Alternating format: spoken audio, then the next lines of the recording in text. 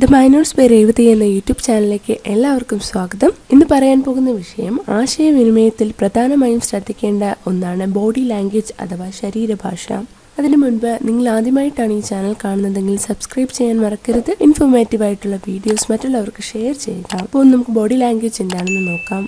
അറിഞ്ഞോ അറിയാതെയോ നമ്മുടെ ശരീരത്തിന്റെ ചലനങ്ങളും പോസ്റ്റേഴ്സും ഉള്ളിലെ ചിന്താഗതിയും ഫീലിങ്സും ഒക്കെ കമ്മ്യൂണിക്കേറ്റ് ചെയ്യും.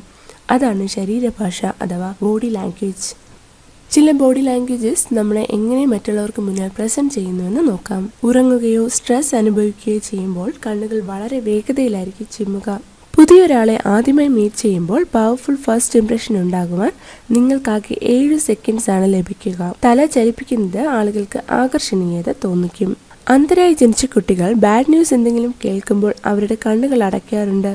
കള്ളം പറയുന്നവർ ആംഗ്യങ്ങൾ കുറച്ചേ കാണിക്കൂ. തൊടുന്നത് കുറവായിരിക്കും. കയ്യോ കാലോ അധികം ചലിപ്പിക്കില്ല. സത്യസന്ധർക്ക് നേരെ തിരിച്ചായിരിക്കും ഇവയെല്ലാം. കണ്ണാടിക്ക് മുന്നിൽ സംസാരിക്കുകയും സ്വയം പ്രോത്സാഹിപ്പിക്കുകയും ചെയ്യുന്നത് നിങ്ങളെ മെന്റലി സ്ട്രോങ് ആക്കും. ഇന്റർവ്യൂ ചെയ്യുമ്പോൾ കൈകൾ കെട്ടിയിരിക്കുന്നത് ഇന്റർവ്യൂവറിന് അൺഫ്രണ്ട്ലി ആയിട്ട് തോന്നിപ്പിക്കും. സംസാരിക്കുമ്പോൾ നിങ്ങളുടെ കയ്യോ കാലോ ഒരേ കണക്കിന് ചലിപ്പിക്കുന്നത് നിങ്ങൾ അൺകംഫർട്ടബിളും കൺഫ്യൂസ്ഡും ആയതുകൊണ്ടായിരിക്കും. സംസാരത്തിനിടയിൽ ചെയറിലേക്ക് ചാരിയിരിക്കുന്നത് ആ സംഭാഷണത്തിൽ അവർ ടയേർഡ് ആയതായി സൂചിപ്പിക്കുന്നു. അഥവാ മറ്റേയാളിന്റെ പ്രസൻസ് അവരെ അസ്വസ്ഥമാക്കുന്നു എന്നുമാകാം. നിങ്ങൾക്ക് ഒരാളെ ഇഷ്ടമാണെങ്കിൽ നിങ്ങൾ മുന്നോട്ടാഞ്ഞായിരിക്കും ഇരിക്കുക, അവരുമായി കോണ്ടാക്ട് വയ്ക്കണമെന്ന ഉദ്ദേശത്തോടെ. ഈ ഒരു പൊസിഷനിൽ കാലുകൾ ചലിക്കണമെന്നില്ല. ബോഡി മാത്രം സ്വയം അറിയാതെ മുന്നോട്ട് ചായുകയാണ് ഉണ്ടാകുക. മണ്ടത്തരങ്ങളും അനാവശ്യവുമായ കാര്യങ്ങൾക്ക് പോലും ഒരാൾ ഒരുപാട് ചിരിക്കുന്നുണ്ടെങ്കിൽ അയാൾ ഉള്ളിൽ ഒരുപാട് സങ്കടമുള്ള ആളാണെന്ന് കരുതാം.